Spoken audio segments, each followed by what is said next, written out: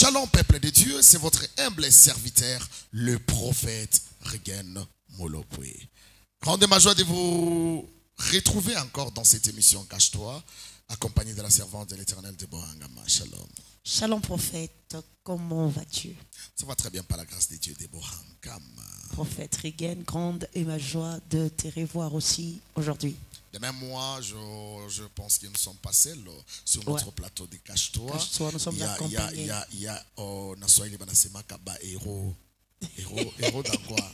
Héros d'Alombe. Héros d'Alombe. En Swahili, ça signifie quoi? Tu sais, bizarrement. Bashudaji, Kumukongo, Yakimvuli. Vraiment. Tu sais, bizarrement, notre invité du jour, depuis un moment, il est en train de battre les records sur TikTok. Wow. Et ça bouge. Partout sur les réseaux sociaux, Facebook, et nous disons merci aux gens bien qui nous prennent en relais notre émission Cache-toi, à Kinshasa et partout dans le monde. Ah oui. Je pense aujourd'hui nous allons passer encore de bons moments. Des très bons moments avec l'homme des révélations authentiques. Merci beaucoup à Kadi Kadima 10 000 Cara. Merci beaucoup à Franck Fenden pour le son, un bon son qui est en train de nous offrir. Et je dis merci à Maman Wakatanga. J'en profite aussi pour saluer l'honorable Jefté Banzé Talois et aussi honorable Tati Chamboui. Tati Chamboui, berger, Nani, c'est qui encore honorable Jefté Banzé Talois avec la fondation Fogebat. Fogebat, bientôt on sera avec vous partout, on va vous accompagner pour la progression de notre province dans beaucoup de choses. Merci beaucoup Deborah Ngama. Et aujourd'hui nous allons recevoir un homme de Dieu bien. Hey, il bat le record sur TikTok. Vraiment. Alors, la profondeur appelle la profondeur. Je vous demande de partout vous nous suivez, prenez vos agendas et nous allons partager un bon moment. Shalom prophète, Dieu merci. Merci Eradi. Shalom Molopwe, chef de terre. Alors nous sommes ravis de vous recevoir dans cette émission Cache-toi chez vous.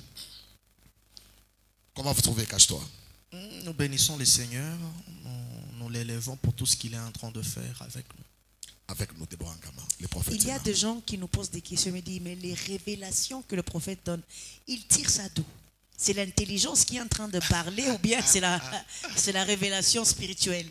Si on disait que l'intelligence, ce n'est pas faux, parce que dans la Bible, il est aussi l'esprit de l'intelligence. Ok. Si on dit que c'est la révélation, non plus, ce n'est pas faux. Mais ce qui est important, c'est transmettre la pensée de Dieu pour l'édification du corps du Christ. Pour l'édification du corps du Christ de Deborah Ngama. Merci beaucoup, prophète. Aujourd'hui, nous allons parler sur un thème qui est très important. Et c'est quoi beaucoup le thème? de gens parlent de ça, l'amour. J'ai vu mon fils qui me dit, Johan qui me dit, Daddy, je t'aime. J'étais vraiment dans la joie d'écouter ça. Alors, Deborah Ngama, c'est quel verset que nous allons prendre? Deborah Ngama, tu peux lire? Voilà, nous sommes dans le livre de Genèse, chapitre 18, et nous allons commencer par son premier verset. La Bible dit, l'Éternel lui apparut parmi les chênes de Mamré, comme il était assis à l'entrée de sa tente, pendant la chaleur du jour. Il leva les yeux et regarda, et voici 3 hommes étaient debout près de lui. Quand il les vit, il courut au-devant d'eux, depuis l'entrée de sa tente, et se prosternant en terre.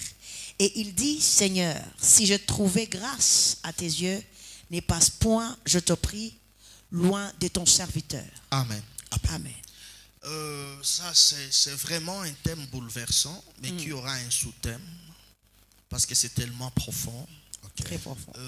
La séparation avec la tante, c'est la maternité d'une nouvelle génération. La maternité d'une nouvelle génération. Je peux répéter. Voilà.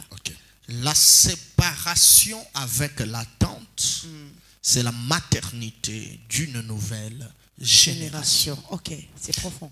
Là, nous sommes dans le livre Molopwe de Genèse 18. Il y a l'histoire de la foi qui commence. Amen. Amen. Cette histoire commence avec le patriarche Abraham, mais qui avait des problèmes. Dieu l'a choisi, il a quitté la maison de son père Terah. Il a dit, je vais t'amener dans là où moi-même je connais. Patati patata, nous connaissons nous tous l'histoire. Et c'est par obéissance qu'Abraham était sorti avec sa famille, Sarah. L'autre, leurs serviteurs, ils sont partis. Pour vous faciliter la tâche, allons tout droit au but. Abraham avait un souci, c'était le souci de la stérilité. Il n'avait pas de fils dans sa maison. Après un temps, Abraham était dans sa maison, assis dans sa tente avec Sarah. C'était pendant la chaleur du jour. Mais en regardant de loin, Abraham a vu 3 hommes qui étaient en train de passer. 3 hommes. La Bible dit qu'il était obligé de quitter sa tente pour aller rejoindre les 3 hommes qu'Abraham avait vus. Il laisse Sarah à l'intérieur de la tente. Il quitte la tente pour aller rejoindre les 3 hommes. Mais lorsqu'il arrive devant les 3 hommes, le langage d'Abraham change. Parce que normalement, si vous lisez bien les Écritures, Abraham devait dire « mes seigneurs et mes dieux » au pluriel. Il a vu 3 hommes. Quand il s'approche de 3 hommes, Abraham devait dire « mes seigneurs et mes dieux ». Mais dommage, Abraham ne dit pas « mes seigneurs et mes dieux », mais Abraham dit « mon Seigneur et mon Dieu ». Dans d'autres versions, Abraham dit « Seigneur ». Il ne parle pas de ses seigneurs au pluriel, mais il parle de son Seigneur. Y a-t-il une contradiction? Non, par là j'ai compris qu'Abraham a 2 visions. Il a la vision de l'intérieur de la tente et il a la vision de l'extérieur de la tente. Quand Abraham est dans la tente, Abraham peut voir le chiffre 3. Mais quand Abraham quitte la tente, il comprend que c'était un aigle qui était dans l'espace. Et il va simplifier le chiffre 3. Ça ne sera pas le chiffre 3, ça sera le chiffre 1. Quelqu'un ne m'a pas compris. Ce que je vais dire, c'est tellement fort. Écoutez cette réalité. Quand Abraham est dans sa tente, il voit 3 personnes. Mais quand Abraham quitte la tente, Abraham ne voit pas 3 personnes, mais Abraham voit une seule personne. Parce qu'il dit, mon Seigneur est mon Dieu. Comment Abraham peut-il dire mon Seigneur est mon Dieu? Avance, prophète. Pourquoi il ignore les autres? C'est-à-dire quand Abraham est dans la tente, il a une vision. Et quand il quitte la tente, il a une autre vision. La vision de la tente, c'est la vision de la Trinité. Mais la vision de l'extérieur de la tente, c'est la vision de l'unité. Quelqu'un ne m'a pas encore compris. Avance, prophète. Dans la première dimension, la tente, c'est quoi? Parce que le thème, c'est la séparation avec la tente, qui est la maternité d'une nouvelle génération. Dans la première dimension, la tente, c'est le corps. L'apôtre Paul dit ceci: tant que je suis dans ce corps, je dois m'acquitter de certaines responsabilités. C'est-à-dire quoi? Quand quelqu'un est encore charnel, il a sa manière de voir.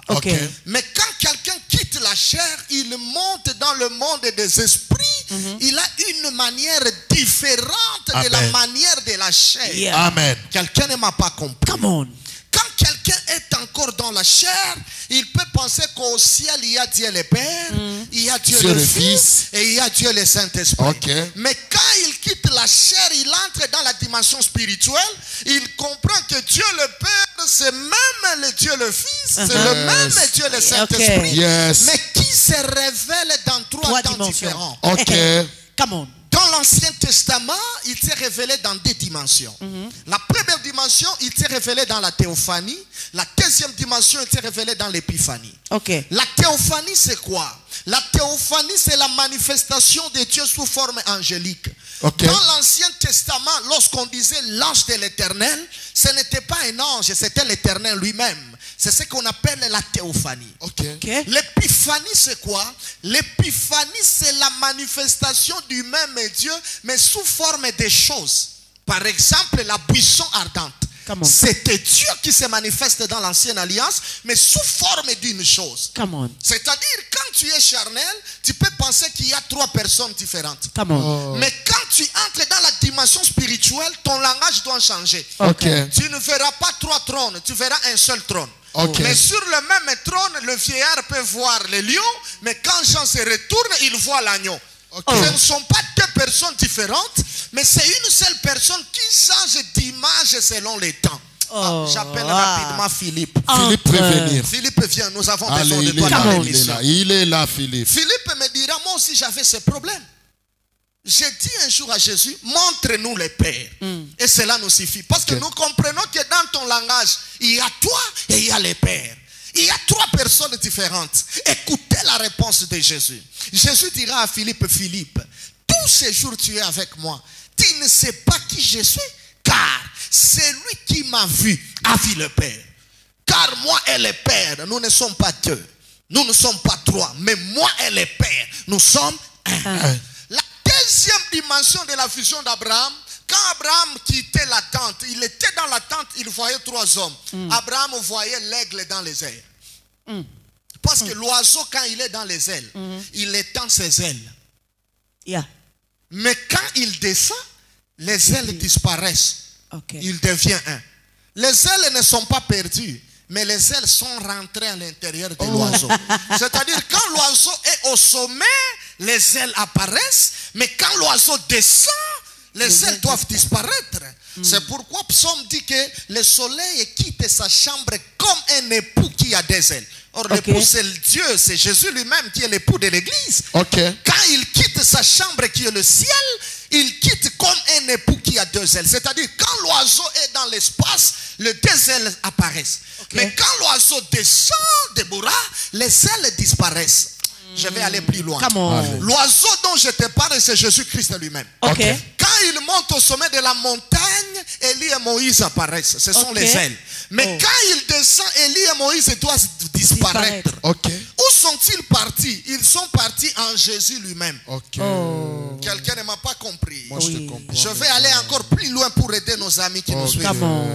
Lorsque Jésus est à la montagne de la transfiguration, Élie et Moïse sont apparus. Mais quand il descend, Élie et Moïse disparaissent. Jésus croise un malade appelé lunatique. Vous savez, le lunatique, qu'est-ce qu'il faisait? Le lunatique se jetait dans l'eau et il se jetait dans le feu. Mais avant que Jésus ne monte au sommet de la montagne, les lunatiques se jetaient toujours dans l'eau et se jetaient dans le feu. Jésus ne les guérissait pas. Mais quand Jésus quitte la montagne de la transfiguration, il descend déjà, il comprend le problème du lunatique et Jésus le guérit. Quelqu'un va me poser la question. Le Jésus qui est monté était impuissant. Parce que le Jésus qui est monté au sommet de la montagne, il a laissé les lunatiques qui se jetaient dans l'eau, qui se jetaient dans le feu. Mais quand il descend, après avoir croisé Élie et Moïse, le même Jésus qui était incapable en montant, il devient capable de maîtriser les esprits du lunatique. Comment ça? C'est parce que Jésus, lorsqu'il était au sommet de la montagne, il a croisé 2 prophètes. Un prophète maîtrisait l'eau, c'est Moïse. Il avait la capacité d'ouvrir les eaux. Et notre prophète faisait descendre le feu. En d'autres termes, Jésus a reçu le mandat de l'eau et le mandat du feu. Quand il descend dans la vallée, il croise quelqu'un qui a le problème de l'eau et du feu. Là, il a maintenant la capacité de maîtriser ces choses. C'était une parenthèse. Donc quand Abraham est dans sa chambre, dans sa tente, il voit 3 hommes. Mais quand il quitte sa tente, il voit une seule personne. Et il dit, mon Seigneur et mon Dieu. Il me reste quelques minutes, je vais balancer quelque chose. Maintenant, écoutez, il le fait s'approcher de sa maison, il commence à discuter. Il commence à manger. Abraham avait un problème de Déborah. Abraham pensait que les anges qui étaient là, ils étaient en train de manger la viande et le lait caillé. En réalité, les anges ne mangeaient pas la viande et le lait caillé. Ils étaient en train de manger la stérilité de Sarah. Quelqu'un ne m'a pas compris. Écoutez, la veuve de Sunem pensait qu'elle a construit une chambre haute pour Élisée. Or, en réalité, elle n'a pas construit la chambre haute pour Élisée. Elle avait construit la chambre de maternité là où elle accouchera. Dans le monde spirituel, tout ce que tu fais pour Dieu, tu ne le fais pas pour Dieu. Tu le fais d'abord pour toi-même et pour ta progéniture. Maintenant, regardez ce qui est beau. Lorsqu'il est en train de manger, l'onction prophétique coule. La prophétie n'a pas commencé avec le prophète Dieu merci Radi. La prophétie commence à couler. Il commence à annoncer les oracles Moulopoué. Il dit l'année prochaine, à la même époque, je reviendrai. Come on. Je reviendrai. Et Sarah, ta femme Moulopoué, aura un fils. Mais si nous observons très bien, il est parti. Mais l'année prochaine est arrivée Déborah, il n'est pas revenu. Il n'est pas revenu. De Genèse à Apocalypse, je ne vois pas là où il est revenu. Or, la Bible dit que Dieu n'est pas un homme pour mentir, ni un fils de l'homme pour se repentir. l'année prochaine, je vais revenir et Sarah, ta femme, aura un fils. C'est par là que j'ai compris que le retour de Dieu dans la maison d'Abraham, c'est la naissance d'Isaac. En d'autres termes, pour choquer quelqu'un, Dieu n'était pas parti à Sodome pour aller brûler. Abraham avait vu 3 personnes. Mais si nous observons très bien ces 2 personnes qui sont arrivées chez l'autre. Où était parti le 3e? Le 3e Moulopoué, il était resté dans le ventre de Sarah. Il attendait l'année prochaine pour accomplir la promesse. Quand Dieu annonce quelque chose, lui-même, il est la sentinelle de sa parole. La Bible dit, il veille sur sa parole pour l'accomplir. Je lève ma main, je déclare. Surtout celui qui me suit en direct. Surtout celui qui me regarde sur Internet. C'est que l'Éternel t'a promis. L'Éternel lui-même l'accomplira. L'Éternel lui-même est en train de veiller sur ce qu'il t'avait promis. Il dit l'année prochaine, je reviendrai. Et Sarah, ta femme, aura un fils. Ah, tu vas revenir comment? Mais nous observons bien, ils étaient 3. Arrivés à Sodome, on voit 2 personnes arriver. Où était parti le 3e? Il reste dans le ventre de Sarah. Il est en train d'attendre la parole qu'il a promis. Dieu lui-même, la Bible dit, il est derrière sa parole pour l'accomplir. Donc il ne peut pas aller loin de ce qu'il a promis. Je suis en train de réconforter des gens qui nous suivent. Si Dieu t'avait promis quelque chose, il n'est pas loin de sa parole. Lui-même, il est en train de veiller sur ce qu'il t'a promis. S'il t'a promis le mariage, il veille sur le mariage. S'il t'a promis l'élévation, il veille sur cette élévation. S'il t'a promis la grandeur, l'armas mahadea, je lève ma main et je déclare. Il veille lui-même sur ce qu'il t'avait promis.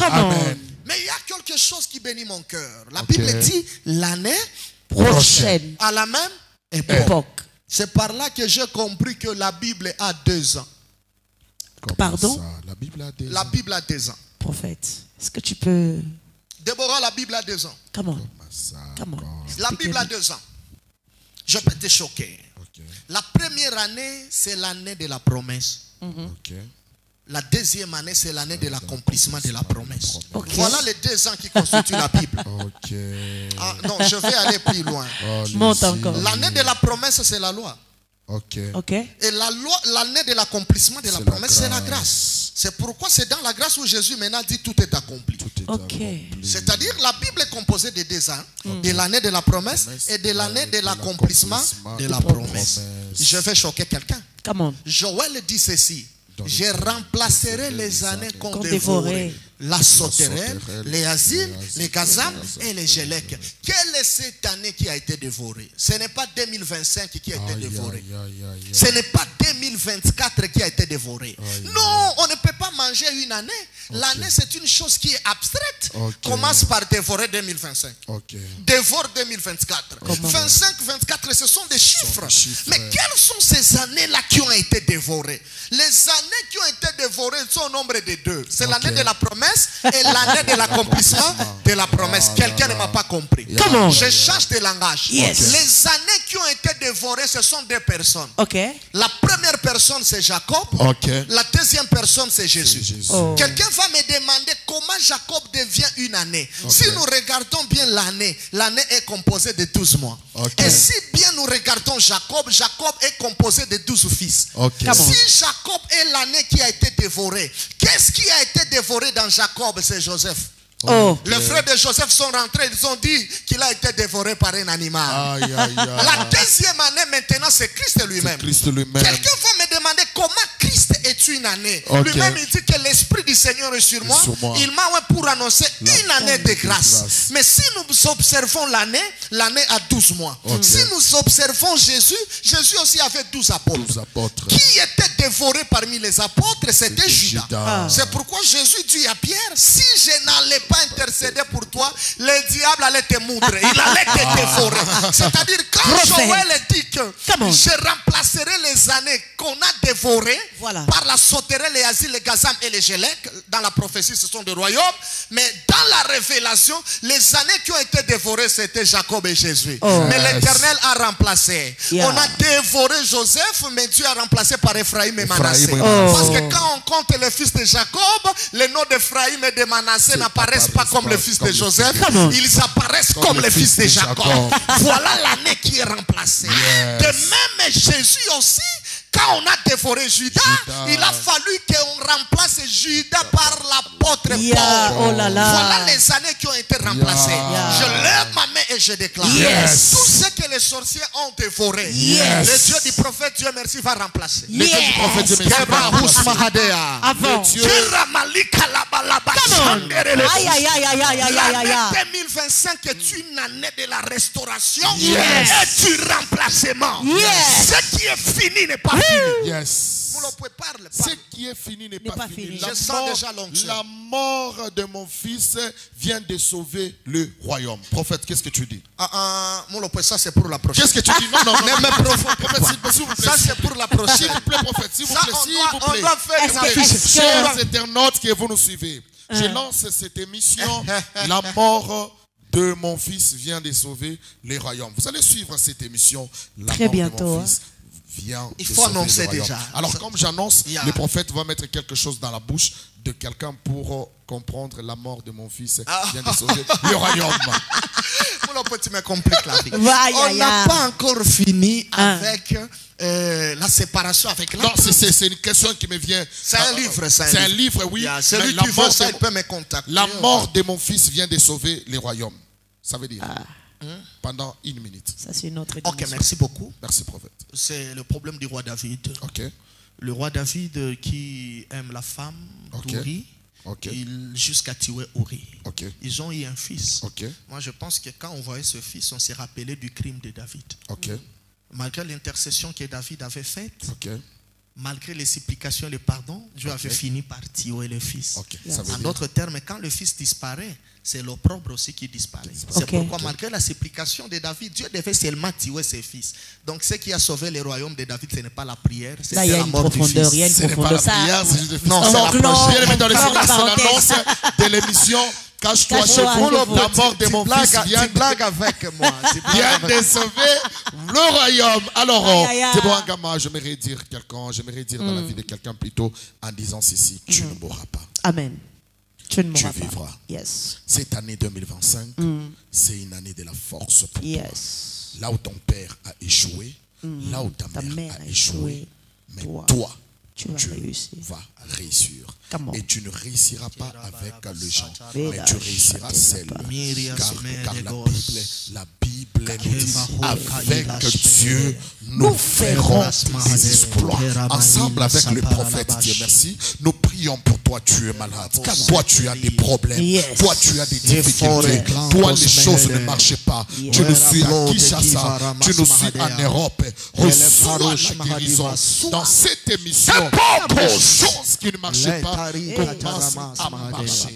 Alors, je vais laisser le prophète, Dieu merci. Et il va prier pour les internautes qui nous suivent partout dans le monde. Vous avez la parole, prophète. Éternel Dieu des armées, je commence à parler comme ta bouche.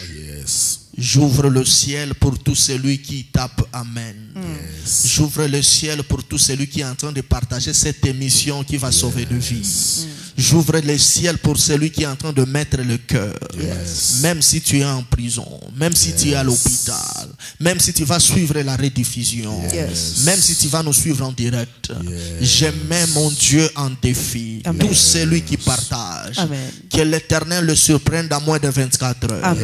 Essaye avec ces dieux du prophète. Essaye avec ces dieux du cache-toi. Essaye avec ces dieux de la Bible que nous vous annonçons. Reçois la portion de bénédiction selon la dimension de ta foi. Reçois au nom de Jésus. Je suis en train de changer l'atmosphère diabolique qui te combattait. J'impose l'atmosphère divine dans ta vie, dans ton mariage, dans tes affaires. Lipratus meheka, orash mahadia, leprekete varisa, orakatus mahade, keparush mehe, hefahukas mahadea, eleperias mahadiga, satute shiva, eros mohodesh mehedigas mahade, kepras pahadika sasush, erakatute kerelevas mahadea, au nom de Jésus-Christ. Amen. Amen. Que le bon Dieu vous bénisse. J'ai dit merci à Kadi Kadima, 10 000 carats. Et j'ai dit merci à mon ami Deborah Ngama. Sois béni, ma sœur. Merci, sois béni aussi. Dieu te bénisse. Tu es une bénédiction pour le Congo, pour l'Afrique. Bientôt, on sera dans Cache-toi. d'ensemble. Merci beaucoup.